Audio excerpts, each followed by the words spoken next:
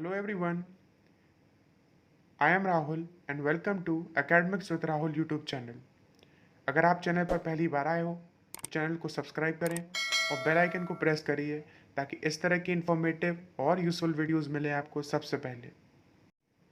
आज हम पढ़ने वाले हैं CBSE क्लास 7th हिस्ट्री का first chapter tracing changes through 1000 years।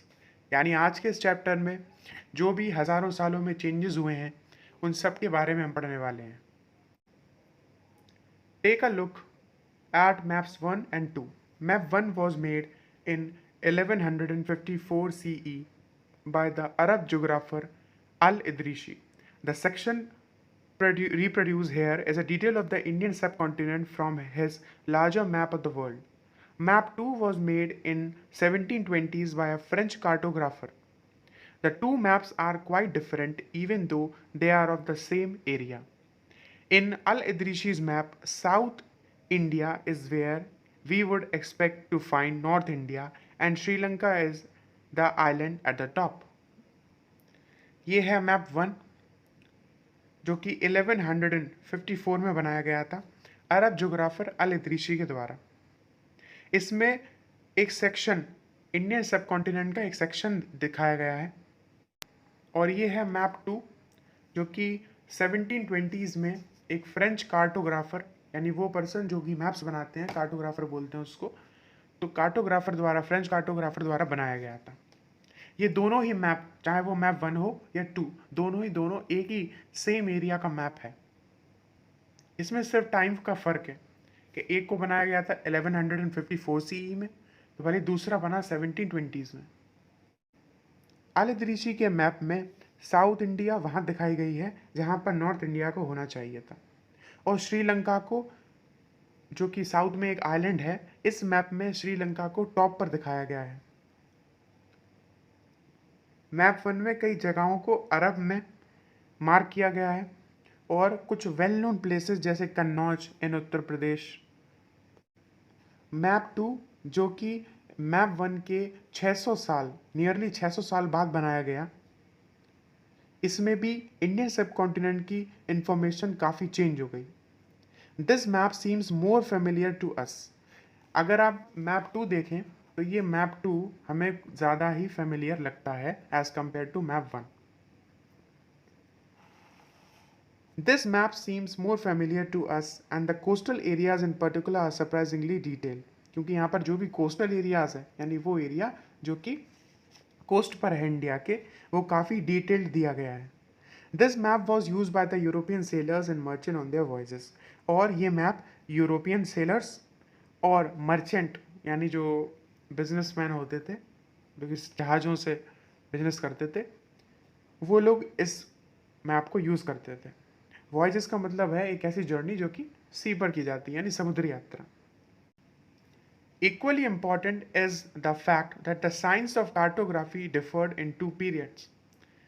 तो यहाँ पर इम्पॉर्टेंट ये चीज़ है कि जो कार्टोग्राफी की साइंस है वो दोनों ही पीरियड में डिफर करती है, अलग अलग है। When historians read document, map and text from the past, they have to be sensitive to the different historical background, the context in which information about the past was produced. जब map बनाने वाले और historians document को map और text को पढ़ते हैं तो उनको इस बात के ध्यान रखना पड़ता है कि वो सारे हिस्टोरिकल बैकग्राउंड को ध्यान में रखकर ही बनाएं और हिस्ट्री लिखें।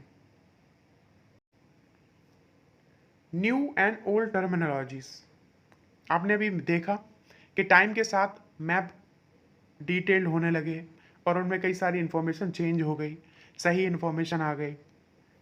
तो जिस तरह से इन्फॉर्मेशन चेंज होती है टाइम के साथ उसी तरह लैंग्वेज और क्या मीनिंग्स भी चेंज होती हैं।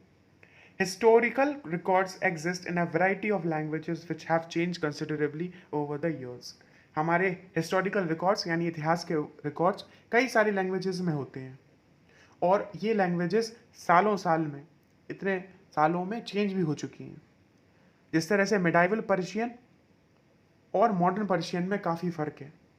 The difference is not just with regard to grammar and vocabulary. ये डिफरेंस सिर्फ व्याकरण का नहीं है, साथ में जो वर्ड्स होते थे उनका मीनिंग भी चेंज हो चुका है, मतलब भी चेंज हो चुका है समय के साथ। Take the term Hindustan for example. Today we understand it as India, the modern nation state. When the term was used in the 13th century by Minhaj-e-Siraj, a chronicler who wrote in Persian, he meant the areas of Punjab, Haryana and the lands between the Ganga and the Yamuna. जैसे कि हिंदुस्तान शब्द का example ले लेते हैं। आज हम हिंदुस्तान का मतलब क्या समझते हैं? मॉडर्न नेशन स्टेट, यानी हमारा देश। लेकिन जब 13वीं शताब्दी में इसको मिनाज-ए-सिराज, जो कि एक क्रॉनिकलर थे, यानी वो जो इतिहास लिखते थे, उन्होंने इसको पर्शियन में लिखा और उनका हिंदुस्तान से मतलब था पंजाब, हरियाणा और वो जगह जो कि गंगा और यमुना के बीच में आती है। He used the term in a political sense for land that were a part of the dominion of the Delhi Sultanate. उन्होंने इस शब्द का इस्तेमाल उस राजनीतिक तरीके से किया उस जगह के लिए जो कि दिल्ली सल्तनत का हिस्सा था। डोमिनियन मतलब टेरिटरी, हिस्सा। The areas included in this term shift with the extent of the Sultanate, but the term never included South India. ये एरियाज भी शिफ्ट होते गए जैसे सल्तनत बढ़ती गई, लेकिन कभी भी इस हिंदुस्तान शब्द में साउथ इंडिया नहीं आया। By contrast, in the early 16th century, Babur used Hindustan to describe the geography, the fauna, and the culture of the inhabitants of the subcontinent. 16 शताब्दी की शुरुआत में बाबर ने हिंदुस्तान शब्द का इस्तेमाल ज्योग्राफी को, फौना को और वहाँ रहने वाले इनहेबिटेंट्स यानी जो रहते थे सब कॉन्टिनेंट में, उनके कल्चर को डिस्क्राइब करने के लिए इस्तेमाल किया। As we will see later in this chapter, this was somewhat similar to the way 14th century poet Amir Khusro used the word Hind. ऐसा ही हम आगे चैप्टर में पढ़ने वाले हैं। इसी तरीके से 14वीं शताब्दी में जो आमिर खुसरो, जो एक पोइट थे, कवि थे, उन्होंने भी हिंद वर्ड का इस्तेमाल किया था। While the idea of a geographical and cultural entity like India did exist, the term Hindustan did not carry the political and national meaning which we associate with it today. India की वही भूगोलिक और cultural entity पहचान आज भी है, लेकिन हिंदुस्तान का मतलब जो हम समझते हैं, यानी वो राजनीतिक या नेशनल मीनिंग जो हम मानते हैं, वो इससे एसोसिएट बिल्कुल भी नहीं है। हिस्ट्री में हिंदुस्तान को आपने देखा किस किस तरीके से यूज़ किया गया। Historians today have to be careful about the terms they use because they meant different things in the past. इसलिए इतिहासकारों को इस चीज़ का ध्यान देना पड़ता है कि आज जब जो भी शब्द को इस्तेमाल करें, वो शब्द पास्ट में उसका कुछ और मीनिंग हो सकता है। Take for example a simple term like foreigner. Example के लिए एक शब्द ले लेते हैं foreigner. It is use today to mean something who is not an Indian. आज फॉरेनर का मतलब होता है हर वो पर्सन जो कि इंडिया का नहीं है, उसे हम फॉरेनर बोलते हैं।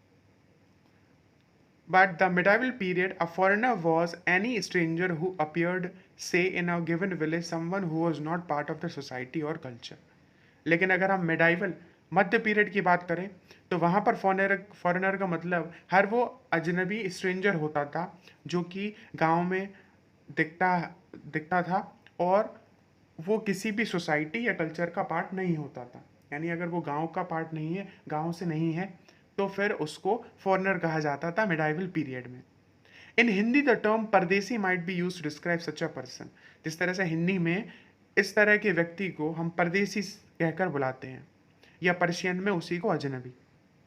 अ सिटी ड्वेलर यानी एक ऐसा पर्सन जो कि शहर में रहता है। ड्वेलर का मतलब a person who inhabits a particular place. Therefore might have regard a forest dweller as a foreigner. तो जो शहर में रहने वाले हैं उनके हिसाब से जो जंगल में रहने वाला है फॉरेनर होगा। But two peasants living in the same village were not foreigner. लेकिन दो किसान जो कि सेम विलेज में रहते हैं वो एक दूसरे को फॉरेनर नहीं कहेंगे क्योंकि वो सेम विलेज के हैं। Even though they may have different religions और कास्ट बैकग्राउंड, भले ही उनके धर्म अलग हो, उनका कास्ट बैकग्राउंड अलग हो, फिर भी वो फॉरेनर्स नहीं है क्योंकि वो एक ही विलेज के हैं। बल्कि एक सिटी के आदमी के लिए एक जंगल में रहने वाला पर्सन फॉरेनर है क्योंकि वो उसकी सिटी का नहीं है। हिस्टोरियंस एंड देयर सोर्सेस, इतिहासकार और उनके सोर्स जहां से वो इंफॉर्मेशन लेते थे। Historians use different type of sources to learn about the past depending upon the period of their study and the nature of their investigation. यानी सारे इतिहासकार अलग अलग सोर्सेस को इस्तेमाल करते थे इसके अकॉर्डिंग कि उन्हें किस पीरियड की स्टडी करनी है या किस तरह की इन्वेस्टिगेशन करनी है. Last year for example you read about the rulers of Gupta dynasty. जिस तरह से पिछले साल हम लोगों ने गुप्ता डायनेस्टी के बारे में पढ़ा था और हर्षवर्धना के बारे में. इस बुक में हम 1000 ईयर्स के बारे में पढ़ेंगे जो कि 700 से लेके 1750 तक जाती है. You will notice some continuity in the sources used by historians for the study of this period. और आप क्या ऑब्जर्व करोगे कि कुछ सोर्सेज हैं जो कि लगातार हिस्टोरियंस इस्तेमाल करते आए हैं इस पीरियड के दौरान. They still rely on coins, inscriptions, architecture and textual records for information. वो आज भी खुदाई में मिले कॉइन्स, इंस्क्रिप्शंस यानी पत्थरों पर लिखी हुई चीज़ें, आर्किटेक्चर यानी मॉन्यूमेंट्स और कुछ लिखे हुए रिकॉर्ड्स पर डिपेंड होते हैं इन्फॉर्मेशन के लिए. But there is also considerable discontinuity. The number and variety of textual records increase dramatically during this period. पर साथ ही ऐसा भी है कि इन सोर्सेज से हटके कुछ और सोर्सेज भी हैं. टेक्सचुअल रिकॉर्ड्स का जो नंबर है या उसकी वैरायटी है इस पीरियड के दौरान वो बहुत चेंज हुई. They slowly displays other types of available information. और जल्द ही उस टेक्सचुअल रिकॉर्ड्स ने अदर टाइप के इन्फॉर्मेशन सोर्सेज को डिस्प्लेस कर दिया यानी उसकी जगह पर आ गए. Through this period paper gradually become cheaper and more widely available. इसी पीरियड के दौरान जो कागज़ है वो सस्ता हो गया और ईजिली अवेलेबल होने. People used it to write holy texts, chronicles of rulers, letters, and teachings of saints, petitions, and judicial records for registers of accounts and taxes. लोगों ने इस कागज़ का इस्तेमाल करना शुरू कर दिया उनके धार्मिक टेक्स्ट को लिखने के लिए, ग्रंथों को लिखने के लिए, रूलर्स की क्रॉनिकल्स लिखने, इतिहास लिखने के लिए, उनका लेटर्स लिखने के लिए, उनके संतों की जो टीचिंग्स होती थी, ज्ञान होता था उसको लिखने के लिए, शिक्षा को लिखने के लिए, और पिटिशंस को लिखने के लिए. पिटिशंस का मतलब होता है एक ऐसा फॉर्मल मैसेज जो कि कुछ रिक्वेस्ट करता है यानी निवेदन पत्र बोल सकते हैं आप उसको या याचिका. सारे जुडिशियल रिकॉर्ड्स और अकाउंट और टैक्सेस के बारे में इंफॉर्मेशन भी पेपर पर लिखी जाने लगी. मैन्युस्क्रिप्ट्स इसका मतलब होता है हाथ से लिखे हुए डॉक्यूमेंट या book were collected by the wealthy people, rulers, monasteries and temples. ये हाथ से लिखे हुए जो स्क्रिप्ट्स होती थी वो वहाँ के वेल्दी लोग, पैसे वाले, रूलर्स, मोनेस्ट्रीज और टेम्पल्स में कलेक्ट किए जाते थे. दे वर प्लेस्ड इन लाइब्रेरीज. ऐसे मैन्युस्क्रिप्ट्स को लाइब्रेरीज में और आर्चीव्स में रखा जाता था. आर्चीव होता था वो एक स्पेशल टाइप की प्लेस जहाँ पे डॉक्यूमेंट या मैन्युस्क्रिप्ट्स को स्टोर किया जाता है ताकि वो लंबे समय तक यूज़ की जा सकें और सलामत रहें. These manuscripts and documents provide a lot of detailed information to the historians, but they also difficult to use. ये सारे manuscripts और documents ने कई सारी detailed information दी इतिहासकारों को, लेकिन साथ ही इन्हें यूज़ करना भी बड़ा मुश्किल था. There was no printing press in those days, क्योंकि उन दिनों कोई भी छापने वाली मशीन नहीं थी. इसीलिए लोगों को क्या करना पड़ता था, कॉपी करनी पड़ती थी उस मैन्युस्क्रिप्ट की हाथों से. If you ever copied a friend homework, you would know that it is not a simple exercise. अगर आपने कभी अपने दोस्त की कॉपी से अपना छूटा हुआ इनकम्प्लीट होमवर्क किया हो तो आपने ये एक्सपीरियंस किया होगा ये बड़ा आसान काम नहीं होता है, क्योंकि कभी कभी हमें अपनी फ्रेंड की राइटिंग समझ में नहीं आती तो ये गैस करना काफ़ी मुश्किल हो जाता है कि उस जगह पे क्या लिखा है. As a result, there are small but significant differences in your copy of a friend's book. और इसीलिए आप कभी कभी कुछ और लिख लेते हो उस जगह पे और आपकी फ्रेंड की कॉपी और आपके कॉपी में जो लिखा है उसमें डिफरेंस आ जाता है. बिल्कुल इसी तरह मैन्युस्क्रिप्ट्स को जब हैंड रिटन से उतारा गया तो उनमें भी कई जगह ऐसी प्रॉब्लम्स आई जिससे वो इन्फॉर्मेशन चेंज हो गई समय के साथ में, और ये छोटे छोटे चेंजेस आते गए.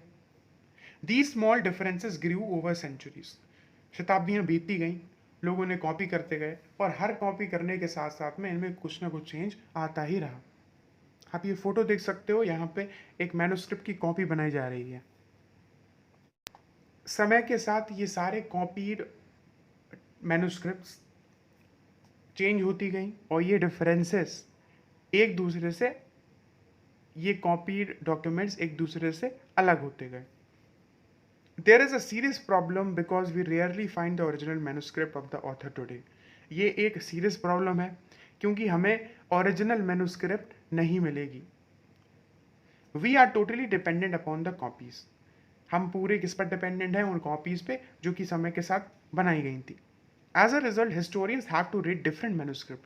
इसलिए जो भी इतिहासकार हैं उन लोगों को ऐसे हैंड रिटन डॉक्यूमेंट्स अलग अलग सोर्सेज से पढ़ने पड़ते हैं, यानी एक ही इन्फॉर्मेशन अलग अलग मैन्युस्क्रिप्ट से पढ़ते हैं ताकि ओरिजिनलिटी पता चले.